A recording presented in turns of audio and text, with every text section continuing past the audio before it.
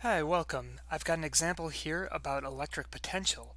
We have an electric field that has an x direction and a y direction, and we're going to find the work done in moving a -2 microcoulomb charge from one point in space to another point in space.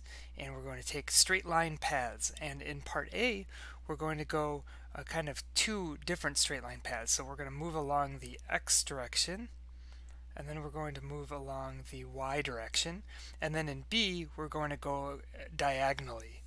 And of course we know that we should get the same answer because the work done is independent of the path you take, and that's because the electric field is conservative. Okay, so in A, you might want to sketch this, you might not want to. I don't know that this problem really deserves a sketch, so we're just going to go right into the mathematics. And let's first call point A to be that 0, 5, 0, okay, and B to be 2, 5, 0, and C to be 2, -1, 0. That way we can unambiguously talk about these points. And so now if I want to calculate the work going from A to B, I might want to calculate the voltage from A to B. Remember, the voltage is the normalized work. It's the work that you need on a per charge basis going from A to B. So that is given by negative the integral, and see, now I can just put AB there. That's one of the reasons for convenience, right? That we define these points, A to B of the electric field dot dl. So this is a line integral, okay, but it's not too bad, and the reason is we're just changing x. So remember back when we were working on our vector calculus, we wanted to ask the question, what is changing in our integral? So when we go from point A to point B, we're going in the x direction, right? We're changing it the x coordinate only. So when I do this dot product, this is only going to pull out the x direction of the electric field. So what I mean by that is that this integral from is negative A to B, and if I put in the electric field, so this is 3x squared plus y in the x direction, right, plus x a y, and we'll remember that that's in kilovolts per meter.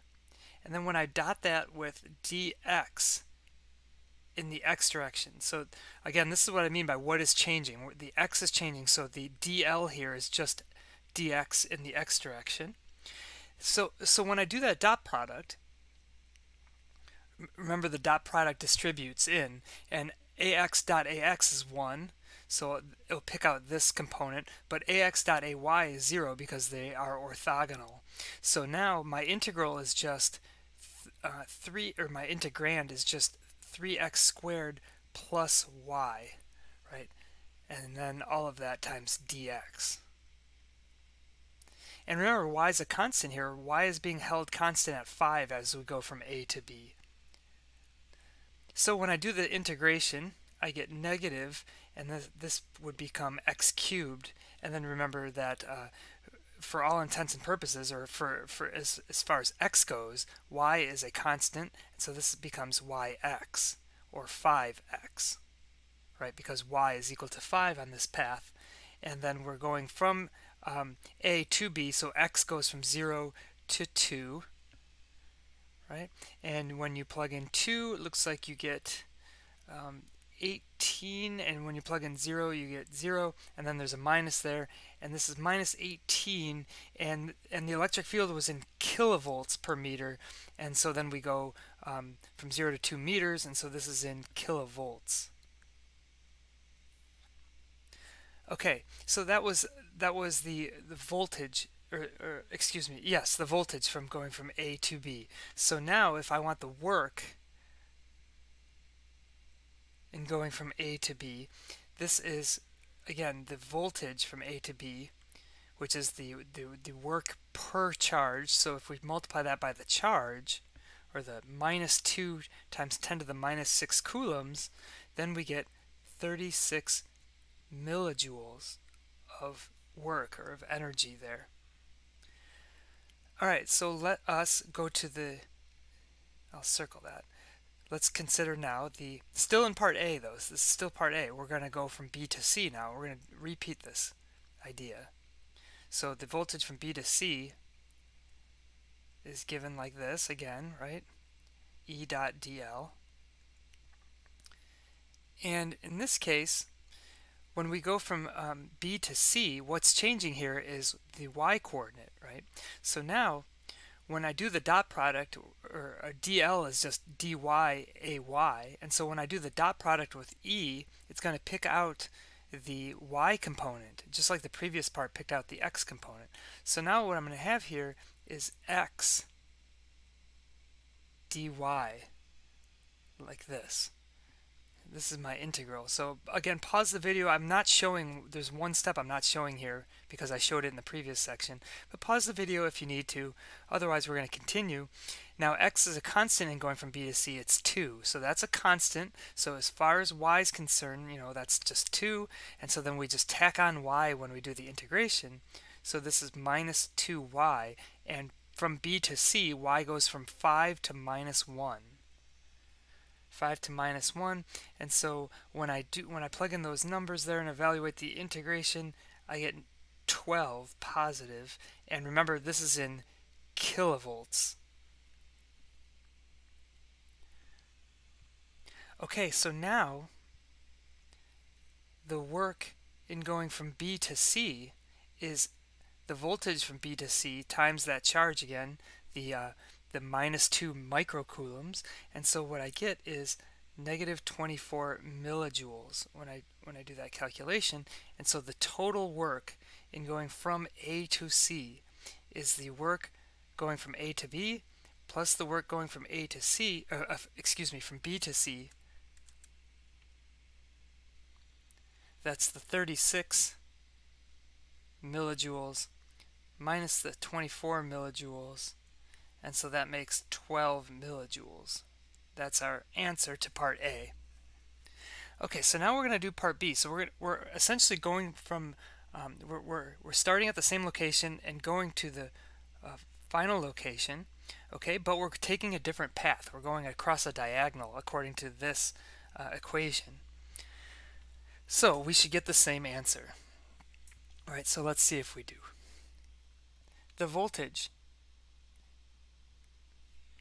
is, and so now I'm not going to say from A, B, C because we're, so this means we're just going from the starting point 0, 5, 0 to the ending point negative 2, 1, 0, like that, is E dot dl, right? So we've got 3x squared plus y ax plus x ay dotted with dx ax plus dy ay. So why is that? Because along this diagonal we have x and y that are changing. So if you wanted to plot this in the xy plane, this is a downward sloping line, and so x and y are changing on our path. So we need dx and dy, but there's no z here, so dz is constant, or dz is 0, excuse me. So now when we do this dot product, okay, well actually let's back up. So on this path,